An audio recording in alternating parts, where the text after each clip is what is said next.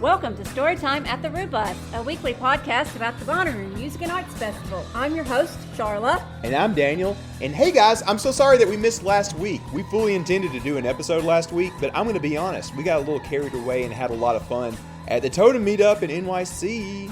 I wish you could have been there, Charlotte. That would have been great, but I had to work. You had to work. Well, we did have a great crowd up there. I got to give huge props to Evan and Skylar, who basically put that together. They have been instrumental on the Totem board of directors, and I got to tell you, I don't know if anybody else has hung out with Evan up there in the East Village of New York, but he is basically the mayor of that neighborhood. I had the best time with them going to a couple of places and going bar hopping and stuff, and everywhere I went, everybody was like, oh, hey, Evan, we go to this one place, and he gets like free sake just because they know him or whatever.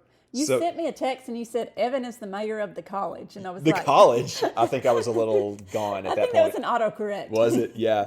But yeah, huge shout out to them. Skylar came to see my exhibit that I was in town for. Yeah. I got to give her a tour of the solar system. That was a lot of fun. But yeah, guys, again, sorry we missed last week. We didn't intend to. I had totally hoped to do an episode from Lapa Lapa up in NYC in the East Village, but we were all having such a good time, I decided not to worry about it. We had a huge turnout there, Sharla. There was like 25 people there, it felt like. So I heard. You said one time there was up to 30 people there? Yeah, it kind of felt like it anyways. That is just amazing. It was definitely the most successful Totem event that we have had so far. Cool. Yeah, we got to talk with a lot of people. The lady that helps run the place was telling me stories about hanging out with Joey Ramone in New York back in the day. That is wild. Yeah. Oh, something else I got to talk about as well.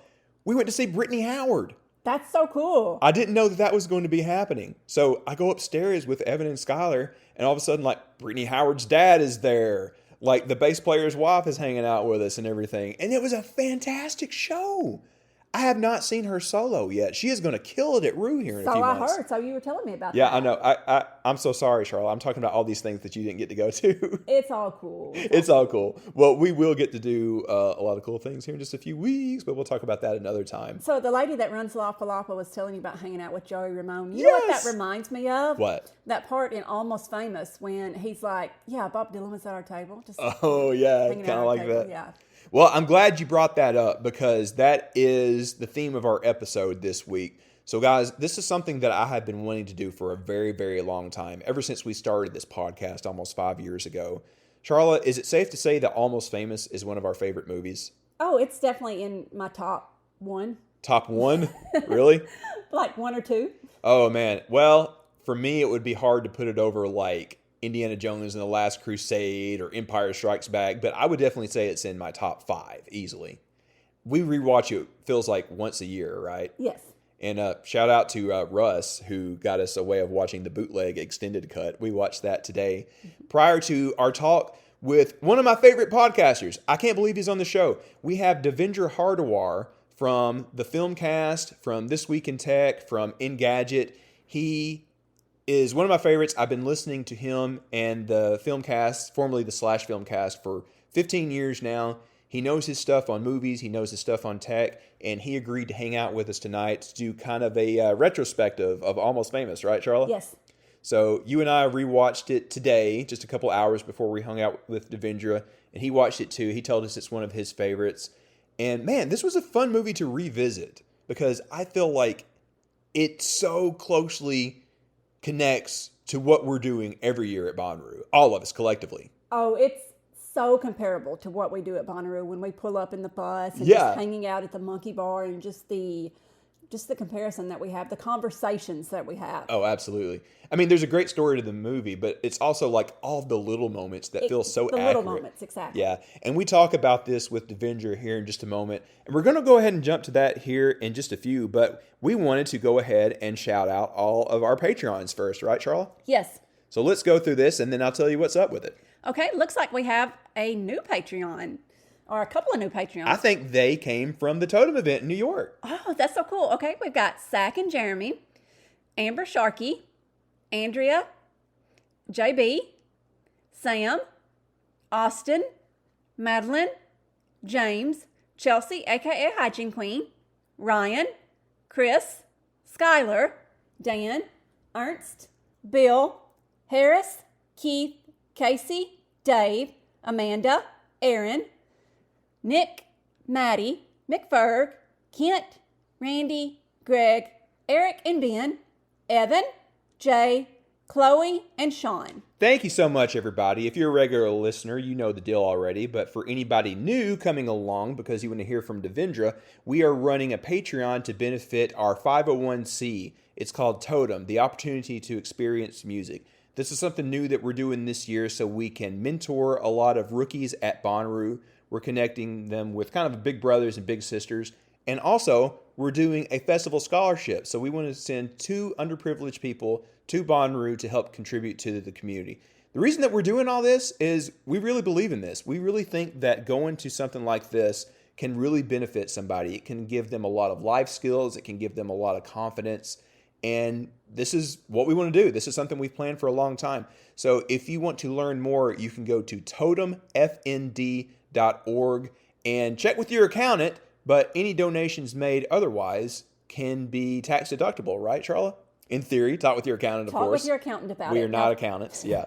February the 29th is the last day to apply to be a mentor or a mentee.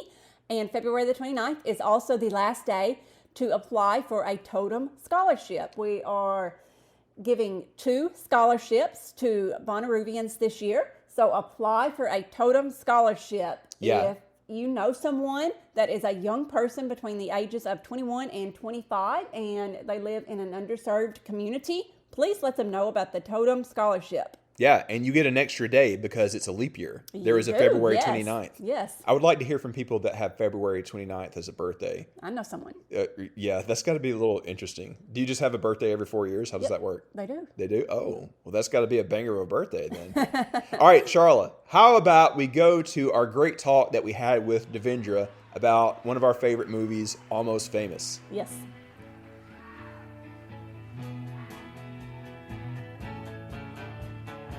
Welcome back, everybody. We have a guest I've been wanting to get on for a very long time. Our guest today, he is an editor with the tech site Engadget. He's one of the hosts of my favorite podcast, the Filmcast, and is sometimes a guest host of one of my other favorites, This Week in Tech. From the Peachtree City of Atlanta, it's Devindra Hardawar. Hello. Thank you all for having me here. It's Peachtree Corners, by the way, not Peachtree City, which is another Peachtree thing, because in Atlanta, every other thing is named Peachtree. You know, There's Peachtree Street, Peachtree. I've seen so many. It's so confusing. Yeah. So we're going to test your Atlanta resident card. Barely any. I mean, yeah. Have you yet gotten into a brawl at a Waffle House? Listen, I've not even been able to like drive into Waffle House. I get Waffle House delivered, which is kind of nice. But I've seen encounters outside of Waffle Houses. Like where I am, there are a lot of like young kids with fast cars that use the streets around us as like basically drag racing strips. So I see things like happen around Waffle Houses all the time. You haven't earned your resident card until you get to the Waffle House Fight Club. I'm sorry. Oh, yeah. I know. Have you had to take a detour because there was some Marvel show or movie filming? Oh yeah, absolutely. Absolutely. My favorite thing is and this, it's weird how this followed me, but in New York I would be like, oh, I know the show's filming here. So I would like clock locations, and that was a fun pastime of mine. And now in Georgia, every other show, every other movie is kind of filmed down here, so I get to do the same thing. It's very strange. Mm-hmm. Yeah. If you guys remember Watchmen, the HBO Watchmen, like it was filmed in downtown Decatur, and they just didn't change any signs or anything. So the Iberian Pig, which is a great Spanish, tapas restaurant, is just like in the background of the like, the thing they used to communicate to Dr. Manhattan on Mars. Just hilarious. Yeah. Oh, that was such a good season of good TV. season, good show. Go back and watch that. Yeah. All right, so you've been in Atlanta for a few years now. We've got a lot of listeners and friends over there. What's been some of your go-to spots that you love going to? I mean, again, I wish I could go into Atlanta more. I came down here, as the pandemic was beginning, and we wanted like a safer spot for our kid. And now we have 2 kids. So we are raising young humans, and that leaves little time to get out and explore things. But I've liked, I like some of the theaters in Atlanta I've seen. The Plaza Theater is great. We like taking the kids to the Children's Museum. The Botanical Garden is awesome, and I love Zoo Atlanta. It's like a cool thing to just visit every couple of months. So I like the big things I can bring my kids to. I want time to like this year I want to reserve time to walk the Beltline and just like check out some restaurants and bars and stuff too with the kids. We want to do like a friendly day drinking thing with the kids. I don't know. Yeah. That was the thing in Brooklyn. I do kind of miss that here because you're just walking everywhere. You don't have to worry about driving back home, you know? Yeah, Atlanta can be a different beast, Mhm. especially some of those like main like interstate intersections. It gets It's scary. hell. It's like I talk to people who are LA transplants and they're like basically it's the same thing. It will take you an hour to get across one city, which is Oh yeah. insufferable. Well, that's the joke. Atlanta is 1 hour away from Atlanta. Yeah. Yes, exactly. Hmm. All right, so Devindra, we've got to get you up to speed with our audience. So you and I were talking a little bit about festivals before. You realized that Rue is just like 3 hours away. Hmm. But tell us, like, what are some of the shows that you've seen in recent years, like after the pandemic? I mean, after the pandemic, nothing. Like, here's the thing: I feel like a bit of an imposter coming onto the show. I'm mainly because you invited me to talk about Almost Famous, which is an incredible movie and one of my favorites. But when it comes to music, like I'm super into movies. I spent a whole chunk of my life like following recent releases, old movies and everything. I've spent like that's where my cultural education has mostly been, and TV and animation and anime and things like that. But also games because I'm a gamer. So like among the spheres of things I can pay attention to, music is like the thing. I can't make it to live music all the time. I can't like follow the latest groups. So it requires more of an effort for me to be like, oh, I like this. It took me a while to get into Billie Eilish because for a Hmm. while I was like, why is this 12-year-old singing at me? Why does everybody love her? And then I was like, oh, okay, this is actually pretty good. Music is the thing I kind of like envy and aspire to follow. And actually watching a movie like Almost Famous really encapsulates that feeling of like, oh, I want to be a part of this. But things kind of keep you back. So that is probably why I relate to Almost Famous too. Okay. Yeah. So Well, yeah, nothing unfortunately, nothing really cool, but there are things I'd love to go to. There like I see concerts happening all over. They're trying to do the Into the Spider-Verse or Across the Spider-Verse, the score screening. I'm trying to make it to that if I can. ooh, Yeah. ooh, that would be a good one. That And we I yeah. love Daniel Pemberton, so yeah. Yeah, and if anybody ever gets the chance to go to one of those shows where they do a score Mhm. live, I love Mhm. those. Charlotte Mhm. and I went to go see E.T. Mhm. with a live orchestra right before the pandemic at the Huntsville Symphony It Orchestra. was great. I Mhm. was bawling. I was in tears. I mean that movie will hit you. I think one of the most memorable ones I've done is Clint Mansell did a live showing in New York. And this was like 2012, 2013, but it was in a church in the Upper West Side and just like the acoustics were so good and he was just playing he did the fountain, he did the pie score, just like all the bangers and like Clint Mansell in a church. Like that is what I want out of my musical Ooh. experiences. So I need to go to some festivals. Like once the kids are a little more grown, maybe we could do some like camping at a festival that's kind of kid safe. I would love to bring them to something. Well, hey, you got the hook up with us. Awesome. Awesome. While we're talking about it, I got Hmm. to see something last week that again brought me to tears. I guess I'm that Hmm. kind of person. So I was in some of your old stomping grounds up in New York for work last week, and I got to see the Back to the Future musical at the Mm. Winter Garden Theater. It blew me away. I I've heard know, good things. Yeah. Yeah. yeah, I had heard that the New York theater critics were giving it a bit of a hard time, but I did not care. One of my favorite movies was Uh-huh. happening right in front of me. There was an orchestra playing that great score right in front of me. I could not have been happier with it.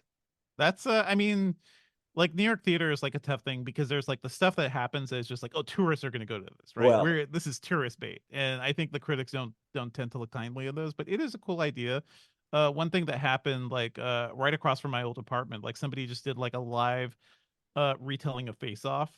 It was like Nicolas Cage in the park, but it was Face Off set in like Roman times, you know? So what? that was it was Cage in the park. They were trying to do their own Shakespeare in the park type thing. And that is the sort of weirdness that I love to see. And it's only nobody's gonna come to New York for that, but for locals, it's amazing. Yeah, You need to get David down for that. You I guys do. need to see that together. I mean, I think it was they only did a thing one weekend. Like that's it. That thing was never done again anywhere. I think so. Again, one of those only in New York moments of just like this Yeah. crazy idea they had. Yeah.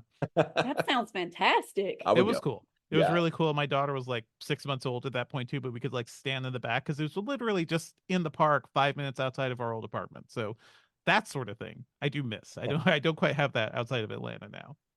No, we certainly don't have that in Huntsville or Atlanta. That would be Hmm. awesome.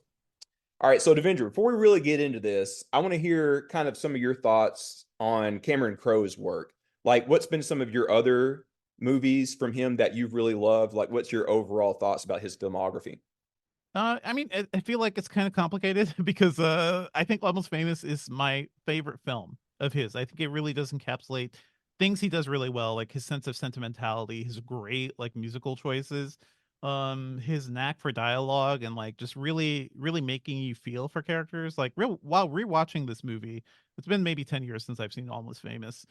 This movie just like goes. It's just like such a banger. You're in it. I was like, I'm gonna watch like the first 15 minutes or something, and then like an hour went by because it like moves so quickly. It's so funny.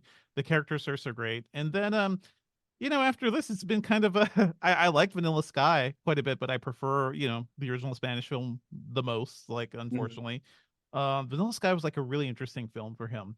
And then there was Elizabethtown, which I kind of liked, especially because that was about a character coming back down to like visiting their family, I think in the South, right? And I was visiting my Yeah, parents Kentucky, who had yeah. moved to Kentucky. Georgia Yeah, too. So like I get that coming out of like freaking New York or like some glitzy city into like, oh, you got to go visit the family in the South. yeah. I kind of like related to that, and that was a very sweet movie, but it was kind of empty to me. And then there was We Bought a Zoo, and we don't talk about We Bought a Zoo. I feel like it's a deeply embarrassing movie. I To be honest, I have not seen Aloha, but all the conversation around that really did not make me want to see Aloha too. Mhm, So, mhm. I like the guy. I think it's mainly Almost Famous. Like Jerry Maguire is fine. I can understand why that's such a popular movie. I've always liked Fast Times, which he wrote. That was like his like thing into Hollywood. So he always had like a great sensibility of like young people and adolescence too, which this movie also perfectly captures. So I think like he is capable of great things, but I don't know what it is. But the projects he has picked, post Vanilla Sky, have been kind of hit or miss for him, unfortunately. Yeah, I was going to say like Vanilla Sky is probably my number two, and then Mm-hmm. everything is a good bit behind that. Vanilla Sky is such a trippy movie, and it also Mm-hmm. has a great soundtrack. I Great haven't soundtrack. read it. Yeah, a lot of Radiohead, if I I remember mean, right. the opening to Everything Is Right Place, like that is the best use of that song. When that song Yeah. appeared in, it was The Creator, and people were, I don't know if you guys saw The Creator, but We watched that a few weeks ago. I actually liked it a lot. Yeah. I the movie's fine. That song, as soldiers are revving up to go into battle, I'm like, I don't doesn't quite work there. That's actually Yeah. not the vibe of the song. But I want better things for Cameron Crowe. I was listening to the Origins podcast because I was like looking at background material for Vanilla Sky, and I want to redirect readers and listeners who really like this. I think it's just called Origins. It's by I think a Washington Post journalist, and he basically did like a 5 or 6 episode deep dive into into Almost Famous 20 years after the release. So Yes. you can go check out interviews with him, with everybody, with Billy Crudup and everybody. It is worth a listen because Cameron Crowe's life is just like so fascinating because he is a guy who did music journalism in his teens and was writing for Rolling Stone at 15 years old. Yeah. And that this movie captures a lot of his early experience. So I really respect him as a journalist who became like kind of an artist. So again, I want better things for him. I have liked some of his things quite a bit. And this movie is excellent. So Devindra, I worked on this. Get ready for this. Okay. This week, I watched a movie by a critically acclaimed writer director set in the 70s with a fantastic 70s rock soundtrack, with a great coming of age story for the lead character, a lot of great, colorful, and funny background characters. But enough about Dazed and Confused. I was gonna say it. I was gonna say Dazed and Confused because this movie came a couple of years after Dazed and Confused, right? But it's such a the vibe of the people who grew up in the 70s captured on film, like as really laid back 90s films. It was a really special thing to see. Mhm. Yeah. For this in particular, for Almost Famous, I got to thinking about this. I was taking some notes while Charlotte and I were watching it again Mm-hmm. today. It's so many things in one. It's a period piece. It's a road trip movie. It's kind of a rom-com. It's It's a kind of, family movie. It yeah, is at heart a movie about family. That is absolutely. everything. It's an adolescent discovery movie. It's about the love of music, but also how your love of art can like bring good into the world, which I think Yeah. is very fitting for what you guys are doing, with with the Rebus and everything. So yeah, it is so many things. Like it is such a creative, like great melting pot of good stuff, which is why Mhm. I love it so much. Maybe towards the end we could talk about. I think some things don't quite age so much. Maybe don't kiss the girl who's like passing out from Quaaludes. Maybe don't do Yeah. that. There are certain things. But also like as a reflection of like who Cameron Crowe was and maybe what he was into and what rock stars were into. It Hmm. really does capture kind of the sexism of that area too, like that whole time. Yeah. Yeah, I remember rewatching it today. There was one piece that felt a little bit more awkward to me when The they're on the teen girl, bus. like the high school Yeah, girls. they see him jogging by. Yeah. Uh-huh. Uh-huh. Uh, Oh. the rest of the movie has aged pretty well, but there's like one or two bits like that where it's like, Exactly. oh, we could do Hmm. without that. We could do without that. I think the Something that, Quaaludes kiss is like one thing. I think at one point in the 90s, that's romantic. That's like, oh, he's confessing his love to this girl, and like she can't hear it, and how tragic that is. Like, no, dude, like you're taking advantage of a girl, while yeah, she's not. So, all right. something But I else I love this movie otherwise. Hmm. something else that really got to me rewatching it today. It was like the first time in 2 or 3 years. Hmm. Is how much of a murderer's row of a cast it is. It's like Just good God. Philip Yeah. Philip Seymour Hoffman, Frances McDormand, Kate Hudson, Billy Crudup, Zoe Deschanel, and Zoe like some Deschanel. Anna cameos. Paquin. Yeah, But like it's the smaller names like Jay Baruchel. Jay Baruchel's in here for like 5 minutes just as yeah. a background fanboy, like Fairuza Balk, who I loved her Oh, so much Yes. in the yes. 90s, and like seeing her again, it's like, oh, I miss this. I miss the 90s. I Yeah. still love her as the girlfriend in The Waterboy. That's a silly movie, Sure. but she nails Yes. that role so That much. movie rules. Like silly movie that deserves more, more love, I'd say. That might be my favorite Adam Sandler, I It's guess. a pretty good Adam Sandler. I don't know. Some of the cameos that pop up in Almost Famous are insane too. They're Hmm. like Mark Maron plays the guy Yes. that gets into a fight out in the parking lot. Jimmy Fallon's the second manager. Mitch Hedberg is in this. Rainn Mitch Wilson. Hedberg's in this. When Jimmy Fallon's name popped up in the credits, I was like, oh god damn it. I forgot. I I don't like Jimmy Fallon very much. And like to see I almost forgot like he like yeah, his cancer is on this movie, unfortunately. Like but he's barely in it, I guess. And like, did Rainn Wilson even have a line in this? He's just like He had a randomly in couple the lines background. towards the end, towards the Yeah. later part, yeah. Okay. But he looks so different too. Like he is just like a slim young dude, unrecognizable except for his voice.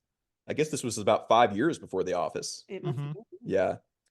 The other thing that came to me rewatching this is like, it's kind of like for us, music enthusiasts, live music enthusiasts, it's in this weird middle ground. Hmm. So it's after, all the hippie days of the 60s, and it's before everything becomes overly corporate in like the late Hmm. 70s and early 80s. And a lot of what you see in the movie still feels very accurate to what we experience these days Hmm. at like Bonnaroo or other festivals. Like the scenes where you see people milling about in like hotels or like backstage at the concerts, those silly bullshit conversations and like people just joking around and everything, it still feels so accurate to It is me. exactly the same. Yes. Yeah, yeah. I mean, And it's kind of I don't do too many festivals, but I guess South by counts as a festival, and I have covered sure. South by many times at work. So hey, I've been to South by several times. That is one of my favorite like art and entertainment festivals because it is such a mixture of everything I'm doing, like film, music, TV, and yeah, South by that I agree.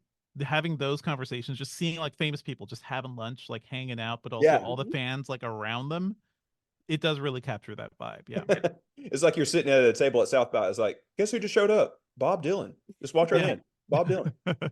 So at South by Southwest, are you going to some of these like music shows and like milling about with people like that?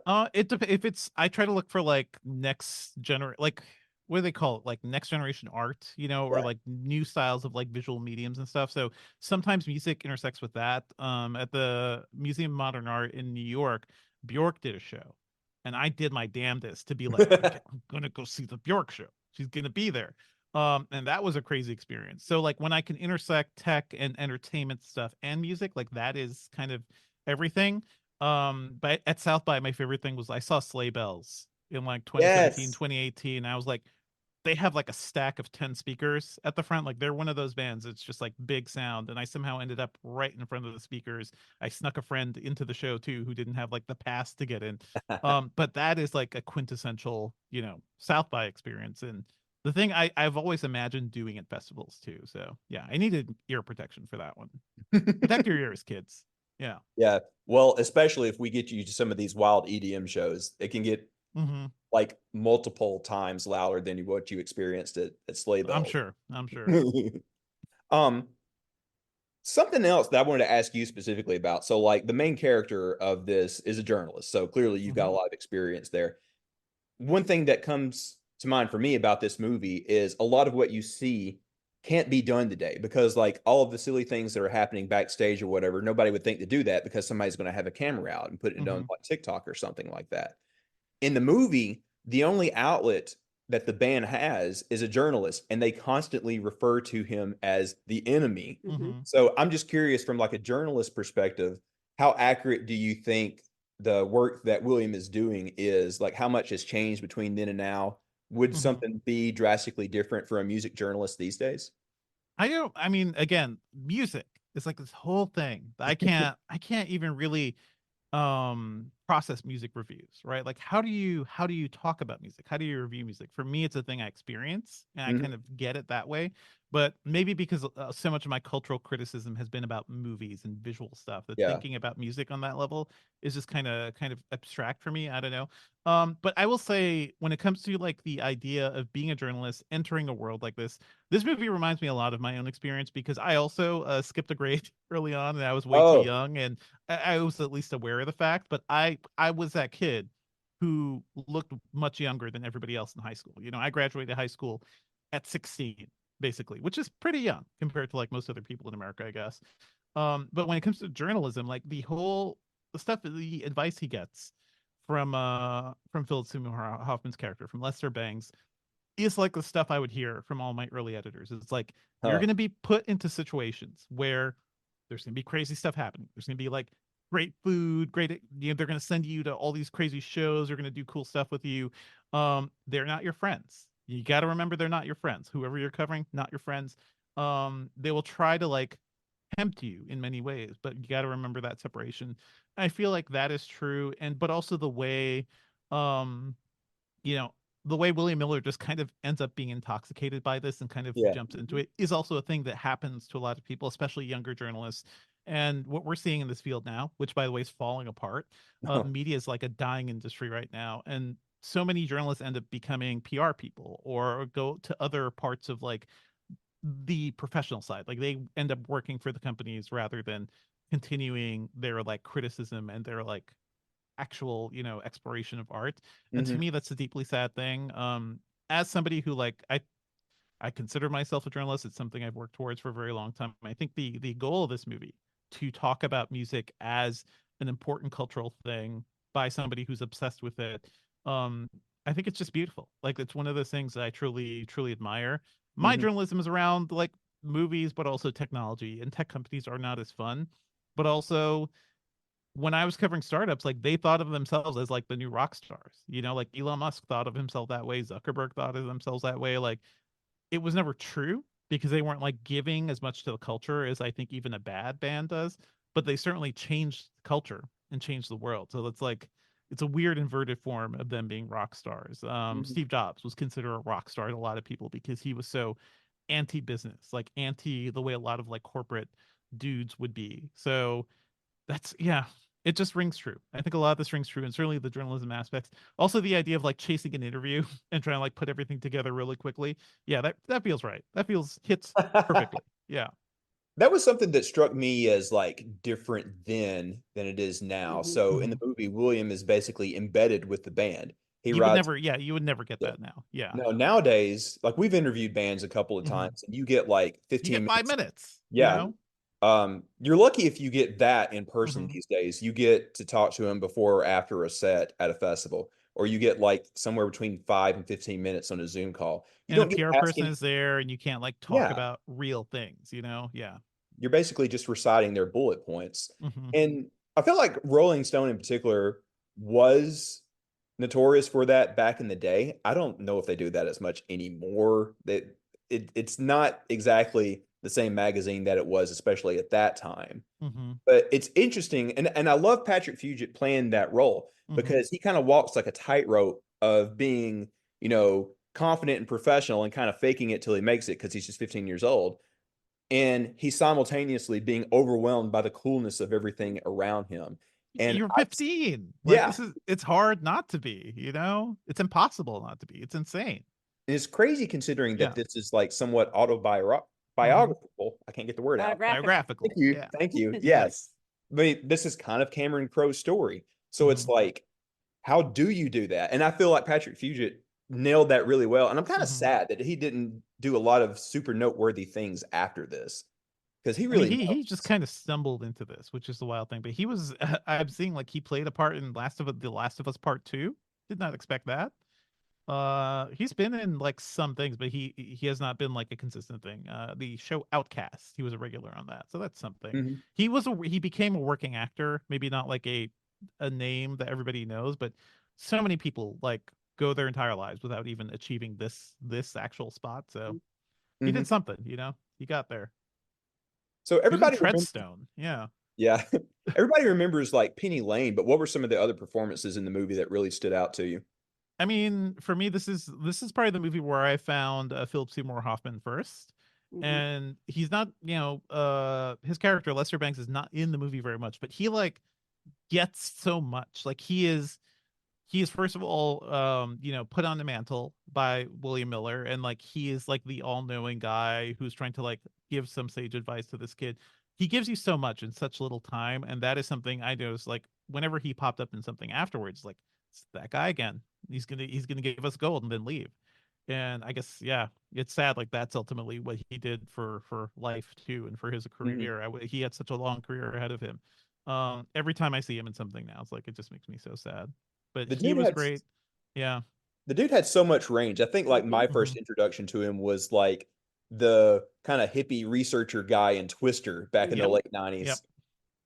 And going from that to this, where he again kind of walks a tightrope. He's kind of like the cynical, slightly washed out guy, but you can Hmm. still tell that he's super enthusiastic about what he does. That scene where he's in the radio station where he puts on Iggy Pop at like 11 in the morning, which apparently you just don't do. Like, Too early for Iggy Pop? yeah. But that's where There's you see nothing that like yeah. boyish enthusiasm come out of him, even though like Mhm. he's been beat down by other things or whatever. He still loves this shit. And Love it. I Yeah. love that. I love it. I mean, I will say rewatching it now, Frances McDormand, I think as the mother is a really fascinating character, and also like deeply based on like Cameron Crowe's own mother. Like this, the entire family dynamic is pretty much what he lived through. But listen, as a parent, this is the thing. You worry about being that overly protective parent that's like keeping your kid away from things. But what's amazing is that, she is a teacher too. Like they're talking about To Kill a Mockingbird early on. They're talking about art and literature and big ideas. And she's not just saying rock music is bad. She's saying it's bad because I don't agree with like the entire attitude of rock music or something. And she doesn't fully understand it. But it's not an artless house. It's not some like conservative house where like you can't enjoy anything. It's you can only enjoy the art she wants, and she's trying to like do the best she can for her kids. I think when I was a kid watching this movie, I was like, oh man, that mom, like it's tough to live be in a house where the mom is like that. But now it's like, well, I know it could be much worse for a lot of kids. And also as a parent, this is the struggle to like try to stay connected with your kids, to try to protect your kids from the world. The whole thing with her and Zoe Deschanel's character, like it's tough. It is because she leaves, and Cameron Crowe's own sister like moved out for the same reason because she felt stifled by this environment. It's tough. And as a parent, I like have a lot of sympathy for that character now, and this movie just captured that perfectly too. Yeah. Oh man. So talking about the mom, I have to get a little Hmm. personal because like every time that Charlotte and I watch this, we are like creepily reminded of my own mom. Hmm. Because like my mom kind of resembles Frances McDormand and the way that she carries herself in this movie. Let's just say it brings up some PTSD for me. Oh man. It's like it's so similar. But even Hmm. though a lot of that happened in real life for me, I'm still thankful because my mom introduced me to like a lot of different things that I really Hmm. like. Fleetwood Mac, probably something that I probably Sure. wouldn't have listened to otherwise unless she had played it Until for Guardians of the Galaxy, I guess. Yeah. me. Oh yeah. Hmm. But it's interesting. I'm always having to reevaluate her performance and my own life every time that I watch this movie because there's a lot that's cringy, there's a lot that's like overbearing, but there's still something there that does still help you be a better person by the end. Hmm. And I love that she also has kind of a character arc too. She realizes that she's a little overbearing, but by the end, Hmm. she has that conversation when the rock star that stole her son comes into her house and they kind Hmm. of leave it on a good note. Hmm. They kind of do, and I think one thing Cameron Crowe talks about in that podcast series is that William Miller ends up becoming kind of the teacher for his mother, the great teacher, which I think is kind of fascinating too. Like that is the ultimate thing you want as a parent, is to raise a child that is self-aware enough to even help you, at some point when you're wrong. And I think that's kind of beautiful in this Hmm. film. Hmm. How did you feel about the other character arcs of everybody else in the movie? Because like it does that very well, where there's a cast of characters and everybody has a little bit of story of their own. Hmm. I mean, it's I don't feel like anybody was really. I don't think this movie does anybody dirty. Like I think like what is so compelling about it is like you're in this story, you see him like getting into this world, and everybody's just so interesting and compelling. And Penny Lane, as played by Kate Hudson, I think is such a like a character you can't help but fall in love with as a viewer Mhm. too. And there's a tragedy to her, there's a power to her. I think she's really fascinating. Yeah, I think this movie balances everything really well. I saw the bootleg cut maybe 10 or 15 years ago, so I don't remember what was added. Was there anything additional? I think there were some other scenes that they Yeah. had. I don't know if the Stairway to Heaven scene is in that, but there was one thing they tried to do about having, Frances McDormand's character listen to Stairway to Heaven, like come to the realization Oh, that it's a great yes. piece of music. They Was that they couldn't actually get in the bootleg cut? rights. They Yeah. couldn't get the rights in the bootleg cut, so Yeah. there's a little Ah. thing that says, "Hey, put this song on right now." What Um, is amazing is that this movie actually had rights, had the rights to Led Zeppelin stuff, and they talked about like one of the craziest screenings is like having showing it to Robert Plant and like the band who was left, yeah, and having them approve of the movie just to get the rights to it. So you don't find Zeppelin in many movies because they don't really license things too much either, right? So I would have that's liked to another have thing been that a made this movie unique. Yeah. would have liked to have been a fly on the wall when they had those conversations with some of those people. Because, like, for example, like Peter Frampton Hmm. was an advisor for the movie, and he has a small cameo when they're playing poker. Yeah. So they had to have talked to Led Zeppelin, and that whole I mean, scene, so Cameron Crowe had like early relationships because he like interviewed Led Zeppelin when he was a yeah, teenager. Like that's his crazy life. So I think he was able to just like tap into all those things to like tell the story, which is also why like there's no other like I think movie about music or about live music and rock and roll that feels as authentic as this one does, because yeah, it is so deeply steeped in his own life. it dips into a lot of true stories that are kind Hmm. of adapted for this. So of course there's the plane about to crash, like Uh-huh. Leonard Skinner. But then the whole thing, like one of my favorite quotes that like I get a little messed up and scream sometimes when he's on top of the garage. He's like, "I am a golden god." Like that was a real thing that happened with Robert Plant Uh-huh. back in the day. I hear in the screening he like cackled and he was like, "That was me. That was Yeah. me." Like that was so he was clearly like into it. Another name that is not mentioned very much is Nancy Wilson from the rock Right. Yeah. band Yeah. Heart. They were married. She was married to Cameron Crowe, and she had like a huge creative like this was like a creative collaboration between them because she would also feed him details and like that helped to really build the specificity of this world so they could like Hmm. basically remember what it was like being in rock in the 70s together. Hmm. I think like yeah, she should be talked about more when it comes to this movie because it sounds like she had a huge creative like part of it basically.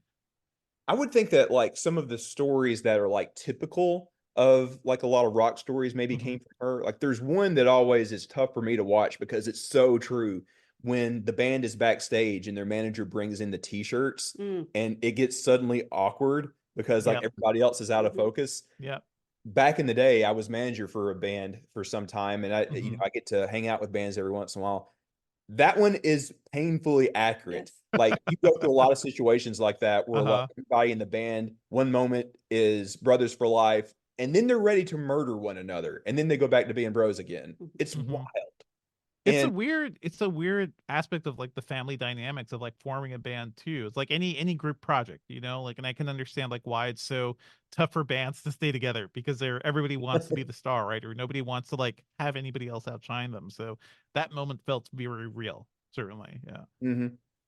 There's a lot of things like that that make it very clear that they, like Cameron Crowe, had these experiences and he talked to people with these experiences. So it's the interpersonal stuff with the band, but it's also the community stuff. Like when you're in the lobbies of hotels and people are running into each other because Mhm. they know each other and hadn't seen each other Hmm. in a while or whatever. That's covering Comic-Con and like other things for me too, like or when I go to tech events. Like it is Yeah. so many of these things feel true, just ring true to me because it's like you end up running into the same people and having the same things. And then you try to tell the experiences you've had to people who are not part of this community and it sounds insane. It sounds like the life you're living is insane. like when I was covering Comic-Con early on, or like some of the stuff I've done at South by. Like I did the Game of Thrones like blood drive at South by, and I had to like walk through the choir singing the Game of Thrones song while they drew my blood for the Red Cross and everything. Um, it's crazy. It's crazy to like encapsulate these experiences and bring them to other people. Yeah. I Oh, guess I by the just way, relate to before I that. forget, you've got to go to Dragon Con just down the road from you. I think you I have. know about Dragon Con. My brother goes to that all the time. So I may be a little conned out. Like unless it's something Comic Con level that I can like do some cool stuff for. Like the thing is I've always gone to these things for work too. So I can also understand William Miller's perspective here because he's not going as a fan. He's not going as a fan. Yeah. When he's going there, he has a task, right? And nobody else has that task. And that is another thing I've noticed. Like when I have to go to Comic Con, like I'm racing between things, and sometimes, or like we get priority access to things because you get to talk to people, you got to do a job, Yeah. and the people that are there as fans sometimes get really annoyed that you're doing this and getting this access. It's hard to Yeah. convey like, yes, this looks cool, but also I have to write about this. I have to do something with this. I can't just sit back and experience it like a normal fan can. So yeah, that feels true. That Oh. feels real in this movie. No, I totally Hmm. understand, and Hmm. like I'll tell you something personal. So like I'll tell you a quick story so you can Hmm. understand. So like last year at the actual Bonnaroo Festival, Charlotte and I were both like super involved. We were hosting Hmm. one of our own concerts. We were doing like trivia contests. What else did we do? Nice. All kind of things like I had a that. group of almost Yeah, 180 people. and I enjoy putting in the work because I'm trying to contribute to something that I love. But at the Hmm. same time, I'm like, oh, I don't get to experience this in the way that I used to as just an attendee or a fan of this Yes. kind of stuff. Mhm. Yep. So this, I mean, everybody listening to this knows this. That's one reason that we're kind of taking a little bit of a step back and focusing on our nonprofit because that work comes not at the actual event. Right. Um, so yes, I totally understand what you mean, Devindra. So Mhm. like, yeah, I think we're Hmm. approaching this from the same perspective, just in different genres, if you will. Yep. Yep. Totally. I mean, listen, I tell people about my experience seeing Scott Pilgrim, for the first time, and being in the Edgar Wright, main event where he walked everybody down the middle of San Diego, which this movie begins in, by the way. So I was looking for like locations I'd remember, Yeah. but like Edgar Wright just walking people down the street to a theater to see Scott Pilgrim. Like I can tell you that happened, but I can't convey how insane that was. Yeah. I think that happens for a lot of festival goers at some point in time. If you go Hmm. to something like Bonnaroo or Coachella or Glastonbury, any of the big ones, inevitably there is a moment of magic. You see it in this movie Hmm. sometimes, and it happens in real life. Like you'll be walking through a crowd, and all of a sudden, one of your favorite bands is just walking by, and you get to hang out with them for 5 or 10 minutes. Or maybe you find yourself at a secret show with only like 20 people. So Hmm. there is still similarities there. Like there's a couple of scenes in the movie where somebody gets to hang out with Stillwater, like when he goes to that party at that Mhm. guy Aaron's house or whatever. Mhm.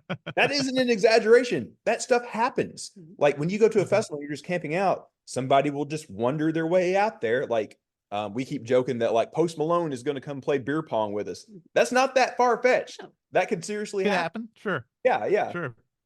And I want to bring this full circle to something that you mentioned at the beginning that really rings true for me. We keep talking about this being a family film, and I love that it is a found family film. You mentioned Hmm. Guardians of the Galaxy. That's another good one that shows off that perspective. So, United by music. You yeah, know. exactly. And I feel like the scene that really hits me the most is when they're singing that Elton John song on the bus, and he's like, "Oh, I got to go home." And she's like, Hmm. "You are home."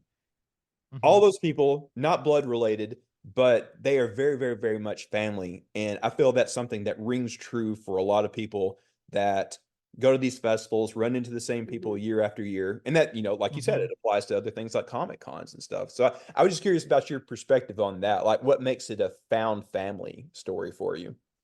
I mean, I think it is a found family story, but it's a story about actual family too. Like the ties you cannot break. Like you're born into this, you don't have a choice, and then Yeah. your mom makes these decisions for you, and you have to like deal with them later on in life too. Like it is about both found family, but also reconciling with the family that you have.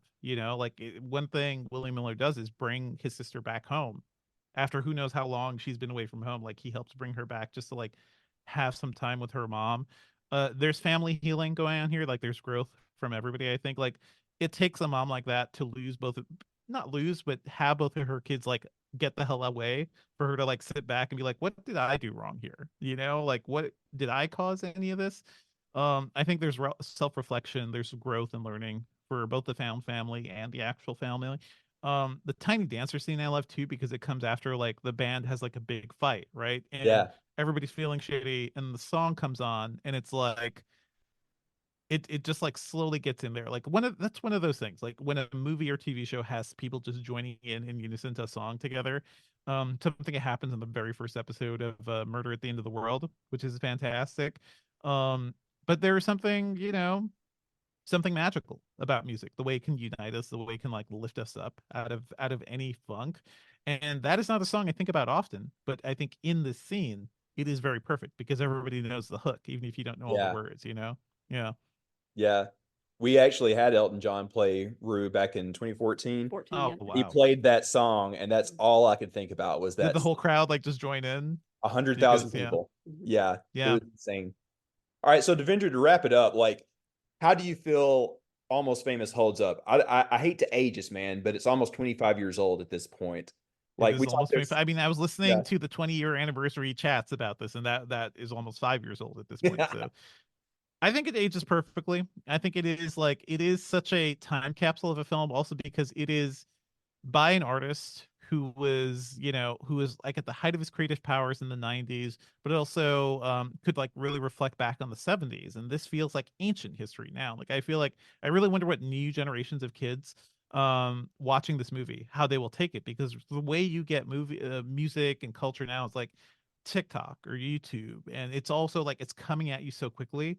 I wonder if you have the time to like really sit and think about it, and like you just have it hook into you. I think of the scene where Willie Miller gets like the box of CDs, from it, or not yeah. CDs, the box of albums from his sister, and it's just like that is it. That's his life, and he kind of devotes himself to it. And I don't know what else he was exposed to, but that was a big thing he could sit down and focus on for a while. And now there's just so much culture.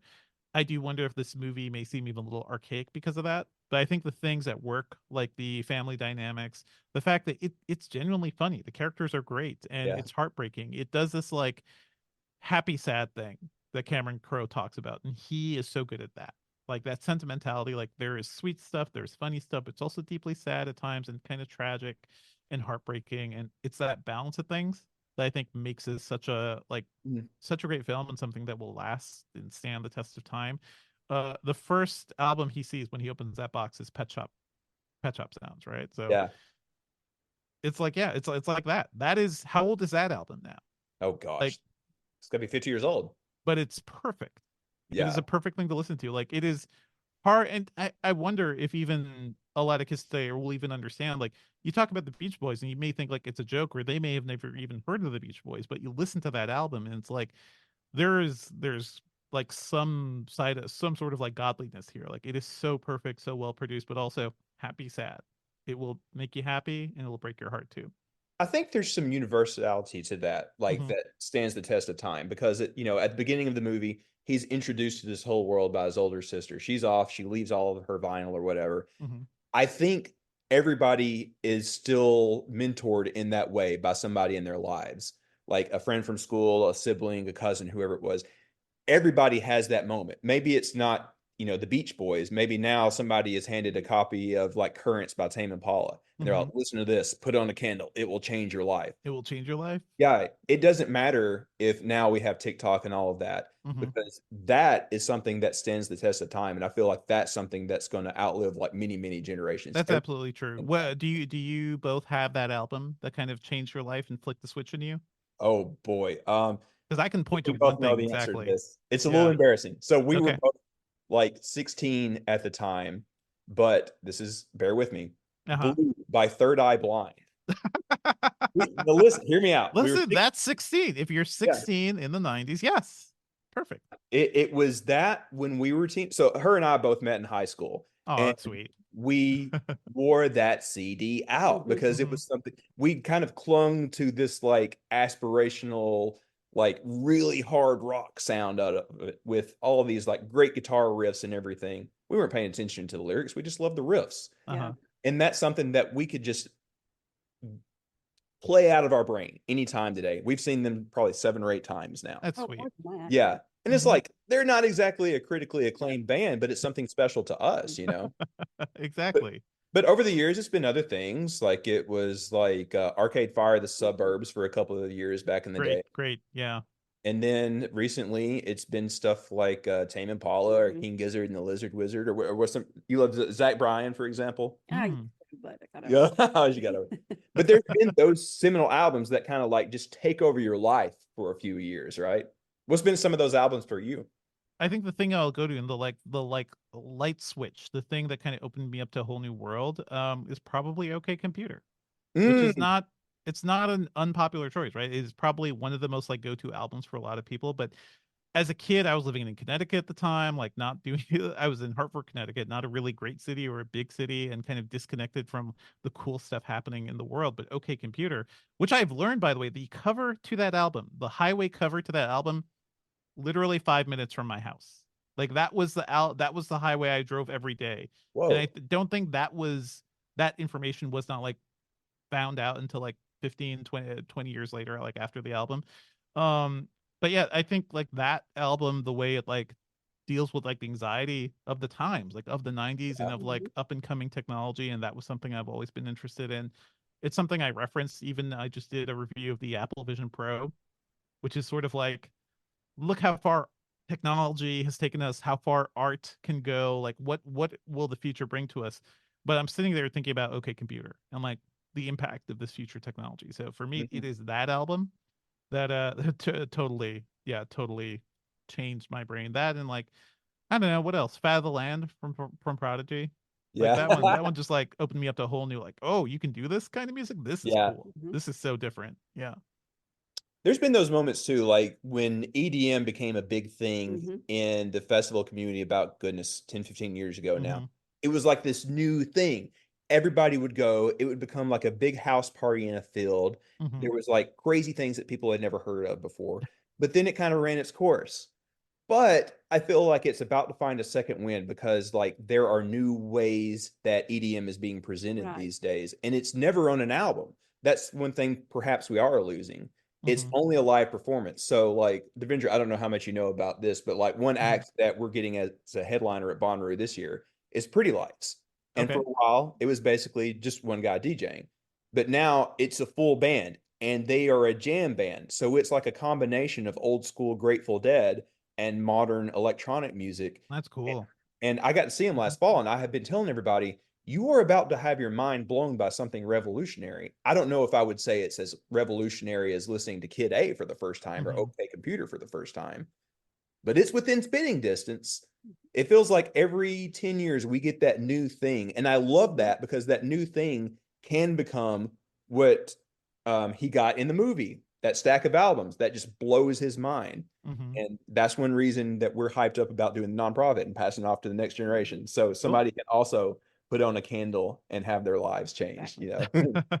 I don't know. Are you gonna put a candle on the Apple Vision Pro now, like have it Oh virtually gosh. in front of you or something? Like, who knows where culture is taking us? But like, it is weird because what I do, my work is basically I'm always like one eye, one step into the future. So it Mhm. is just the very idea of like that's part of why like live music is a thing I never make as much time for as I wanted to, and I need to do that. I think watching this movie is a reminder that I also just turned 40. I have 2 kids now. I'm like, well, this is probably a good chance to like do the things I have been missing out on. Also, I've never seen Radiohead live, and that is something I've been Yeah. meaning to do my entire life. But when I was in New York, I was too busy. I was working all the time. Tickets were always hard to get and super expensive. So, live music it's a thing. You have to make an effort to do it, and that is also something that I wonder, are people going to want to do that, when everything is, you get it at the touch of a button. When I wanted to get OK Computer or Fat of the Land, like I had to drive to like, what was it, Strawberries, like whatever. It was like a music store, I think it was Strawberries. But you had to go somewhere, pick Yeah. that up and make sure it was in stock. And now literally everything, streamed at in a second from a streaming service. I guess the work to get access to things is much less. I hope that doesn't devalue the music for some people. Yeah. I think the live experience is something that still is valuable to people as ever. I mean, Mm-hmm. you've seen how many Mhm. people are paying top dollar to see Taylor Swift, for example. And That's the whole thing. Like my yeah. brain, that may be another thing where I'm like, I don't know if I get music culture. I don't, because I just don't fully get Taylor Swift. But that's, Well, hey, that's that's great. a bit of a different Great for her story. fans, you know? Yeah. But I would say, from our perspective to Hmm. yours, it is alive and well. And it's Good. mostly in Good. the festival circuit these Mhm. days. You can go to individual shows and there's a Hmm. taste of it. But once you go to a festival and you live in the trenches with everybody, camping for a few days, and you see how much that everybody takes care of one another and genuinely wants to see everybody have fun and succeed in their mission to see their favorite band, it is very much like this movie. And that's Hmm. another thing that I feel like is timeless and why I love those scenes in Mhm. the hotel lobbies or wherever, because that still exists. 50 years later from like the time of that movie, that is absolutely still there in much of the same way. It doesn't matter if we're TikToking or whatever else. Some things are Uh-huh. just timeless. That's great. That's great. The other thing I'm wondering is like, will we ever get the like sort of virtual idols that we have seen in so many other things? Like, I'm a big anime fan, and like the big thing in Robotech and Macross was always the biggest star in the world is like a computer generated program, you know, and people still go to those things, but they go to see the AI perform. And I feel like we're really close to that because Japan has had some like AI pop stars basically. So I'm a bit terrified about that future, but also think some of that stuff could be kind of interesting and kind of cool. I don't know. Well, the Hmm. band Gorillaz has waded into those waters for Mhm. 15 years Yes. now. Yep. But everybody knows it's Damon Albarn, so there's Hmm. a little bit of a human connection there. So I don't know about the next step. I would.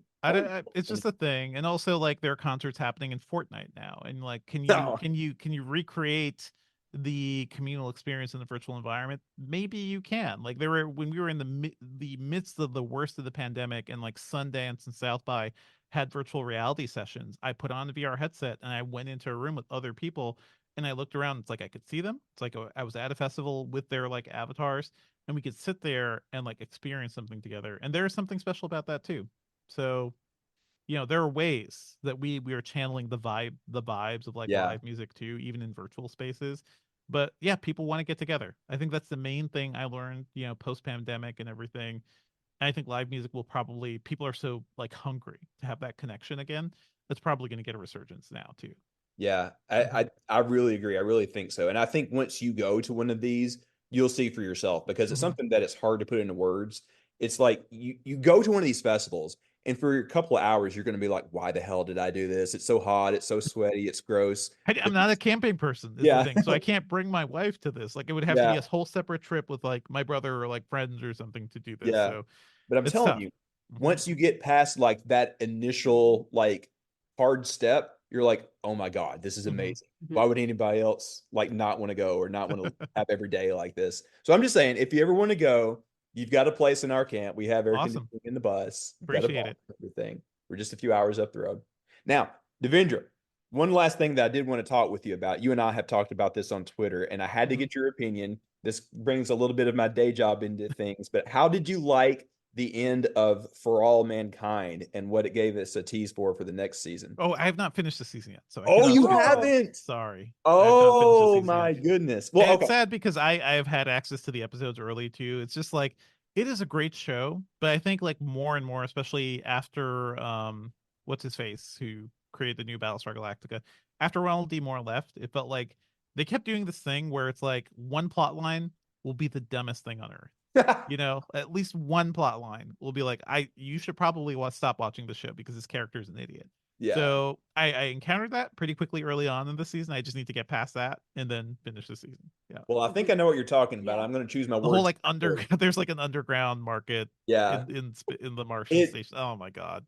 I'm Yeah. going to choose my words carefully so I don't Yep. spoil it for you or Yep. anyone else. But it doesn't completely nail the landing, but it still goes in interesting directions. I mean, that was a series that always like did something wild at the end. So I want to continue watching just to see like where it goes and like how far the next season jump will be. Because the idea of For All Mankind is right. You're seeing the beginning of the space race, and maybe by the time they're done, like you're in Star Trek. You're Yeah. in like 100 years past or something, and there's like actual galactic stuff happening in our solar system. Yeah. The interesting thing to me is unless they actually invent some type of warp drive in the universe of For All Mankind, Hmm. there's kind of a wall for how far they can Right. go. Oh, Like, absolutely. Yeah. sure, you can build like casinos and hotels on the moon or Mars, but you can't just go to some place like Venus. That's not going to work. Right. So there's a ceiling for what they can do. So I'm like, in the last season, are they going to develop some type of warp drive so they can leave the solar system?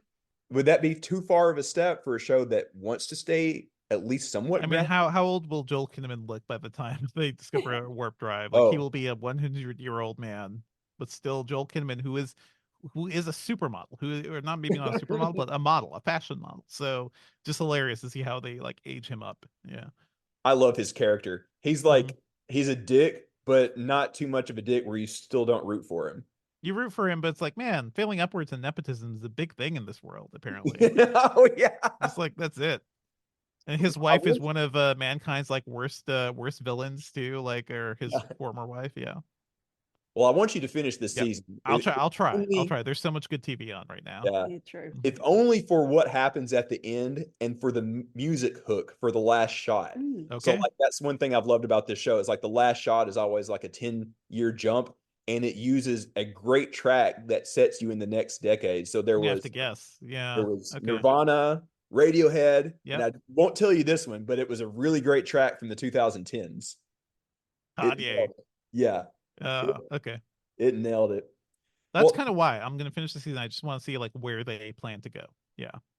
I don't want to tell you what, but it really gets close to what's been going on for me at the day job recently. It's fun. Okay. In fact, I loved they referenced some of our actual missions in some of the early episodes of this season. I was like, what? That's cool. That's cool. I Yeah. recall. Yeah. Yeah. Yeah. I'm like halfway through at this point. Yeah. All right, you got to finish it. I think you'll like it. Mhm.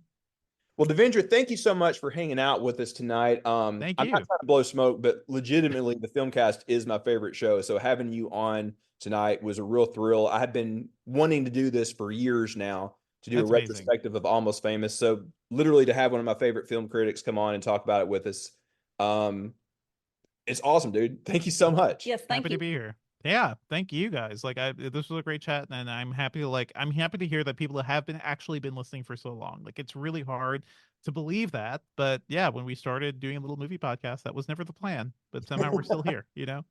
I think I still remember my first episode was you guys had Kevin Smith on as a guest back in like 2007 or 8 or something like that. 2008 or something like that. Yeah. There was one big fail from that where I had forgotten what happened at the end of Watchmen, and he referenced it. It was the whole thing.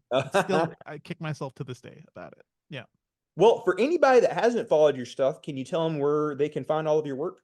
Sure, I'm at Devindra on all the socials, but I mainly hang out on Mastodon, Blue Sky these days. I write about technology and entertainment stuff at Engadget, and yeah, check us out at the Filmcast at thefilmcast.com. All right. Thank you so much, Devindra. We appreciate it so much. And hey, in the next year or two, we'll get you out there. You can stay with us in the bus and come to Bonnaroo. All right, looking forward to it. Blue jean baby, LA lady, seamstress for the band. All right, thank you, Devindra. That was so awesome. I was a little starstruck. I mean, Devindra is a regular dude, but I've been listening to him for 15 years. He's so good at what he does. He's probably like one of my favorite podcasters ever. So that was so cool being able to hang out with him about one of our I favorites. said like 2 words the whole interview. I was trying to get you in on things. I was like, Yeah. Well, no, it's cool. He's just a regular dude. I know. Yeah. So we're going to hang out with him in Atlanta sometime. Maybe we'll get him to Rue. He seems like he genuinely wants to go. That would be so amazing if he went to Rue. So this isn't specifically about him, but it's just about people who have a little hesitation because maybe they're not campers. How do you think he or somebody in his situation would do? Would they be overwhelmed the first day? Like, how would it go? So I can answer that because I had a lot of hesitation my first year. Oh, okay, You just okay. got to jump into the deep end of the pool and try it one time. And if you don't like it, you never have to come back. Or at least you tried it. We've known Yeah. people that have done that. They came one year and they had a good time and they were like, hey, that was great, But it's but not I for think me. I'm good. Yeah. I'm glad that they at least tried Yeah, it. exactly. So, Devindra, if you're listening, you got to come try it next year. Right. We'll make sure you have It's a good like time. brie cheese. I mean, try it once. If you don't like it, you never No. have to eat it again. Going back to Almost Famous, it kind of makes me think of like when they pull up to those kids in the bus and he was like, hey man, you want to come to a party at my friend Aaron's house? We're just good Topeka people, man. And he's like, yes. It says real yes, Topeka will. people. I noticed when we were watching the bootleg, I always thought he said good Topeka people. He says real Topeka people. Real. See, because he was looking for something real. Real, man. Real. Yeah. All right, Charlotte, there was a little bit of Rue news this past week I think we should talk about a little bit. There wasn't a lot of tea or gossip while we were all up in New York, but there was a pretty big announcement in the form of the late night acts, right? The after hours, yes. Yeah, so for anybody that has missed it, do you want to go through the list here? We got Thursday, Friday, and Saturday. Okay, you can start with Thursday. Okay, well, Thursday, got the EDM guy Fisher, Royzen Murphy. Am I saying that right? I'm not familiar with him. Big X, The Plug, Guar. I think a lot of people are looking forward to that. So I think JB and Pondo and others would remind you to wear white to that Guar show so everybody can see how much blood they get on them. And that's fake blood for anybody that doesn't know, I promise. And I think you're looking forward to this last one listed for Thursday, right? Yes, Neil Francis's Francis Comes Alive. Definitely check him out if you're into music like that's in Almost Famous. Yeah, absolutely it is, isn't it? It's a very 70s type of music. It reminds me a lot of Peter Frampton and Pink Floyd. Well, I don't think that's... If you combine both of them together. I don't think that's any mistake. Francis Comes Alive. It's clear who his inspiration is, right? Clearly. Oh, by the way, we totally want Peter Frampton in the Hall of Fame. He got nominated. It's amazing. Total side note Yes. here. Go vote for Peter Frampton to be in the Music Hall of Fame, the Rock and Roll Music Hall of Fame. Vote daily, vote often. Vote daily, vote often, vote early. All right. Charlotte, who we got on Friday playing late night? Seven Lions, T-Pain, Sudden Death, The Mars Volta, and Thundercat. So, a couple of things here. We did get confirmation from Bonnaroo that T-Pain will not be in a tent this year. And you tweeted something on the Rebus account that I everybody... said, sweet baby Jesus. Yeah, in thank all you capital letters. for not putting T-Pain in the tent. So when That was a it? cluster. 2018, I think Yeah. he played Bonnaroo, and he was in like one of the tiny little tents, and it was so packed that you just couldn't That was... get to it. No, it was not possible. In my decade plus of Bonnaroo, that was the most crowded I have ever seen any tent show. It was Yes. insanity. You couldn't, because everybody's like, oh, I'll swing by T-Pain. No. Yeah. Well, I hope to this time, but I think Thundercat is going to be my big priority on Friday night. We'll see. But also, last but not least, on Saturday, who do we got? Pretty Lights, Sunrise Set, Oh, boy. Melanie Martinez, Diplo, Parcels, and Idols. So I think that's going to be an easy choice for a lot of us. We got to go see the sunrise with Pretty Lights. We were talking about this on the Rebus Discord this past week with some of our friends. I'm interested to see what may happen at this sunrise set with Pretty Lights. I think it's pretty obvious that it's going to be on the other. What can they do that will match what clearly they're going to do on the what? Like, how is that going to be different? I don't think we've heard any details on that other than some speculation just yet. So nobody knows this for sure, but I think everybody is kind of guessing that there's going to be some sort of a drone show on Thursday night at the what, because it's easier to do that over there. I don't think you could really do that at the other. So how do they match and or top that at the other? What could we possibly get? That's going to be really interesting, and I feel like it's going to be a big surprise. We won't really know until we get there and see what the stage setup is going to be like, right? Right. But I would suspect, I don't know this for sure, but I would suspect that it's going to go sometime around like 2 a.m. to probably like 7 a.m. The Pretty Lights Band, they will play all night if you let them. So I think that one is going to be a rager that the ancient bards will talk about or whatever. I mean, Thursday too. Right now, Charlotte, what would you say your most anticipated set of Rue is? I don't know that I have one because I'm looking forward to seeing everyone. Okay. Well, for me right now at the moment, it is Pretty Lights on Thursday. I have been banging the drums for this already. You guys know how I feel about it. I think it's going to be something really special. After that, I cannot wait to see Mdu Mokhtar. I am so hyped to see Mdu Mokhtar. Like, I wanted to see... That was something that really bummed me out when we had the rain out back in 21. Right after Tame Impala, that was the thing that bummed me out the most. I am going to be on the rail raging for them. I cannot wait. What's one of these other late night shows that you're looking forward to? Neil Francis Comes Alive. That's your top one? Yeah, probably. And then Pretty Lights. Yeah. What about Thundercat? You going to go with that I one don't with know me? much about them, honestly.